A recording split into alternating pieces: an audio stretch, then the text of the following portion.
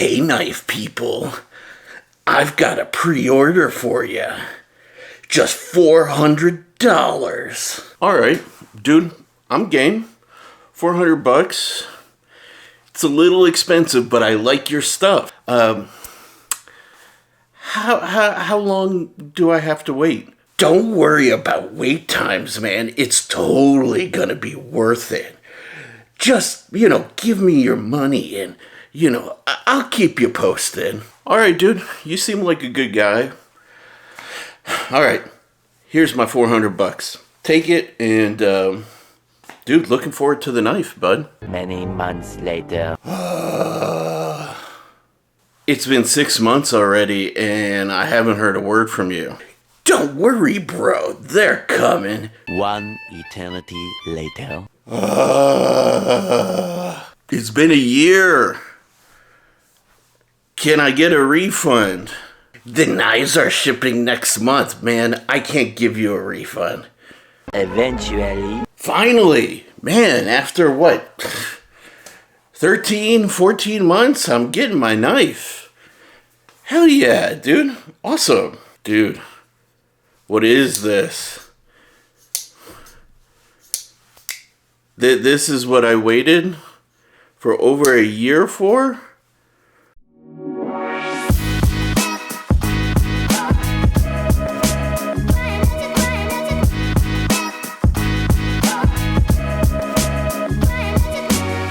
What's going on, everybody? The Real Sharif M here, aka Manganus Steel, and I want to talk, go over the subject of pre-orders. Before I get too deep in today's video, YouTube be snitching on you guys, man.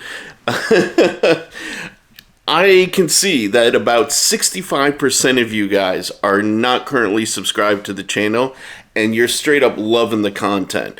So please help me get to 1,000 subscribers.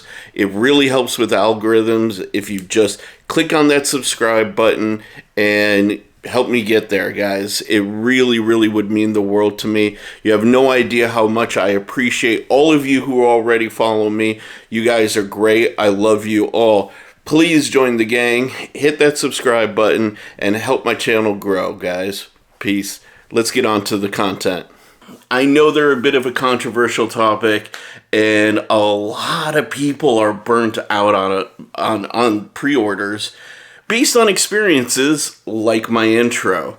And it sucks, right? Because the reality is a lot different than some of you guys may think. So let's kind of look at the situation in totality, okay? I'll use myself predominantly as an example here. Now, as many of you know, I'm working on my own prototype, right? Or my own knife. And I just ordered the V2 prototypes. Actually, I'm going to go and wire the bank for them today, essentially, because as I'm recording this, yes, it just turned 4 a.m. So I'm going to be heading to the bank in about 7 hours. But anyways,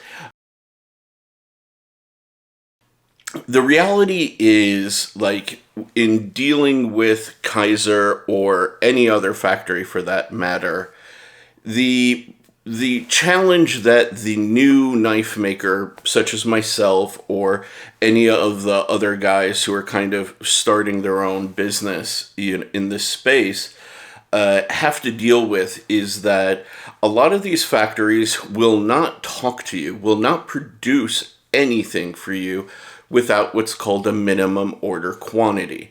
That minimum order quantity is generally related to a price.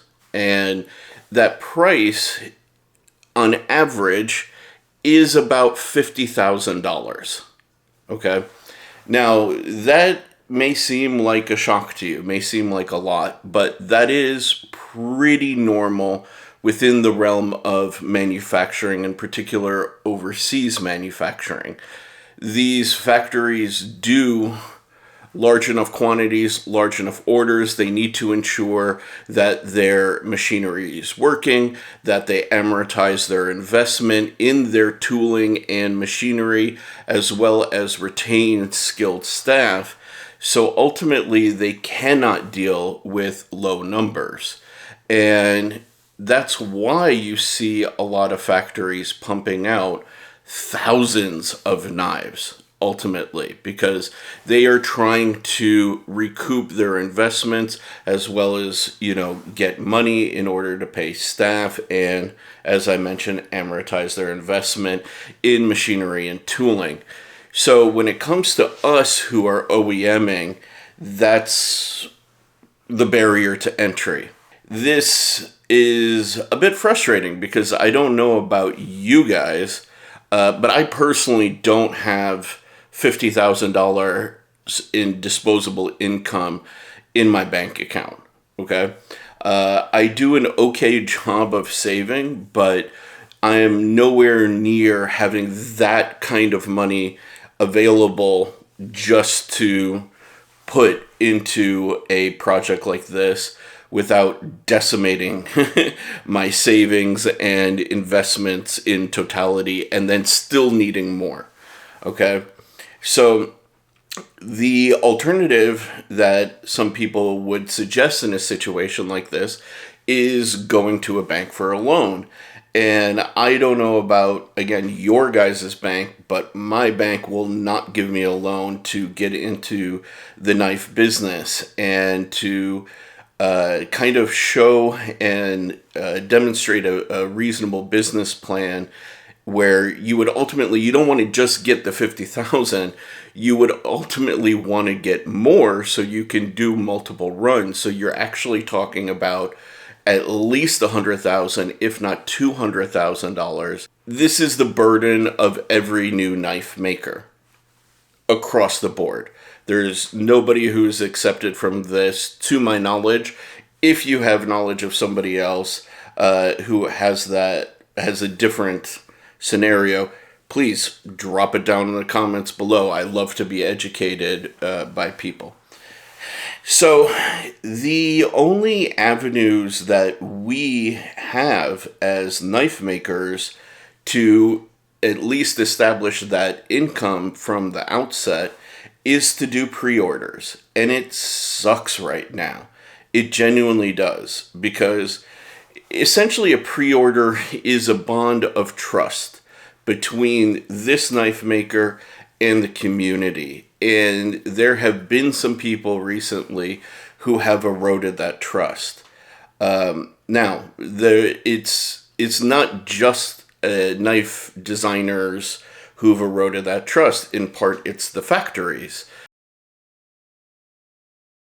So, in the case of designers, they made promises that they couldn't deliver on, and or didn't actually fully vet their product before going into production.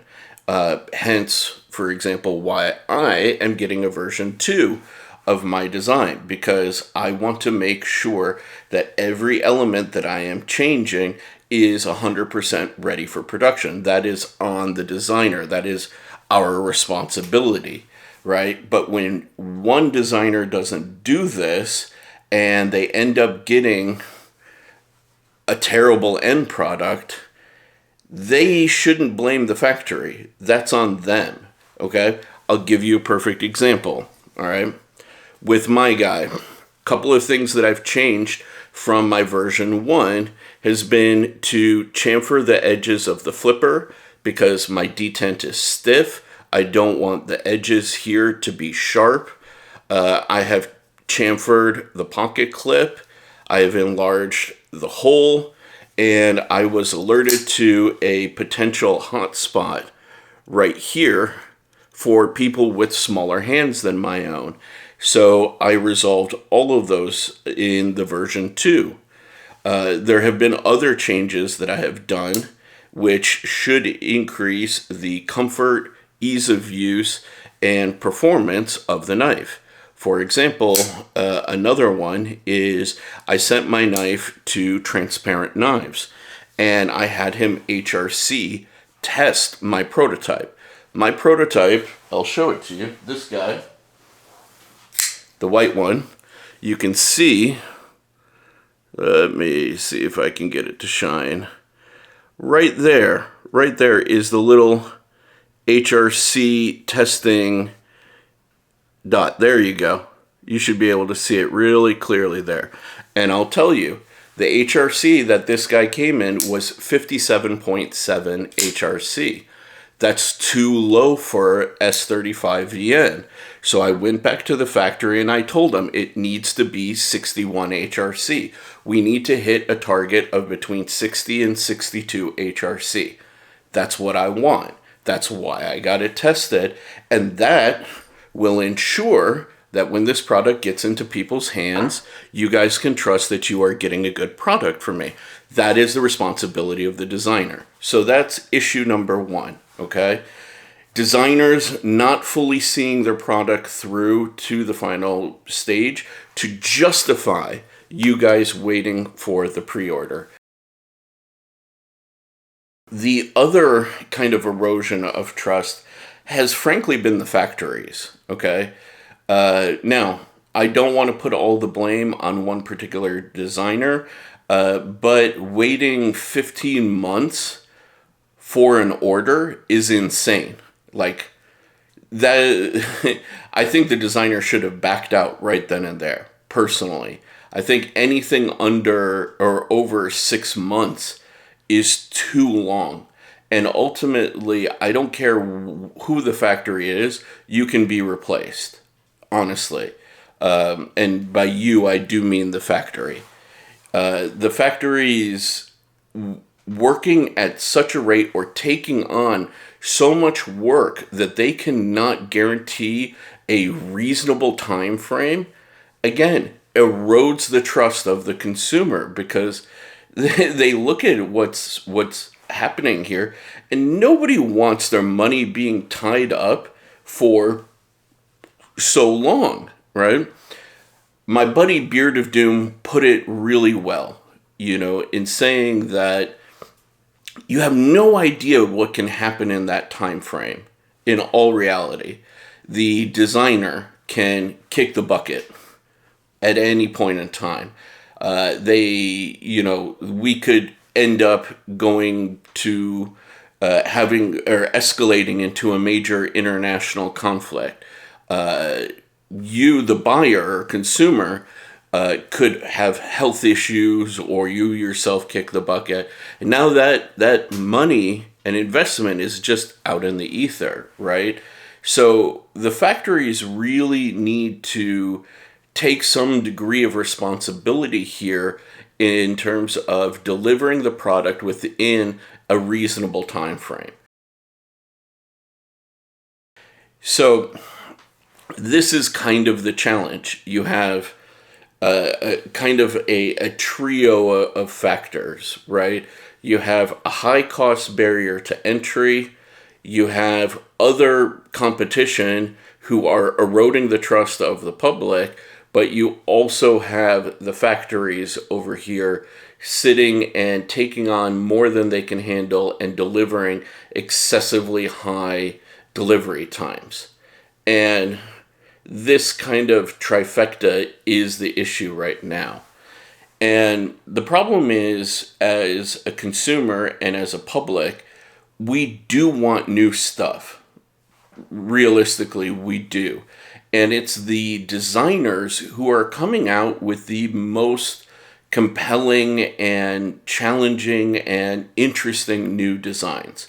Unless you want to buy another Drop Point or another, paramilitary 2, truly some of the most interesting stuff is coming out by the designers.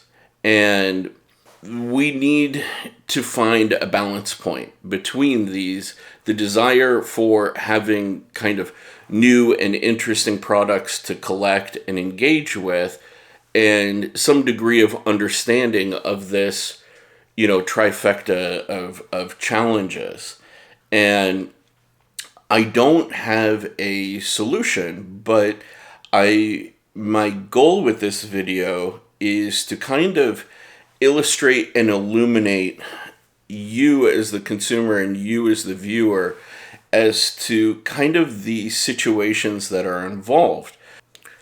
So Again, let me know your thoughts on the subject down below. I completely understand if you guys are burned out on pre-orders, but unfortunately it is what it is. And while we may be frustrated and burnt out on them, I don't truly believe that they're going away anytime soon.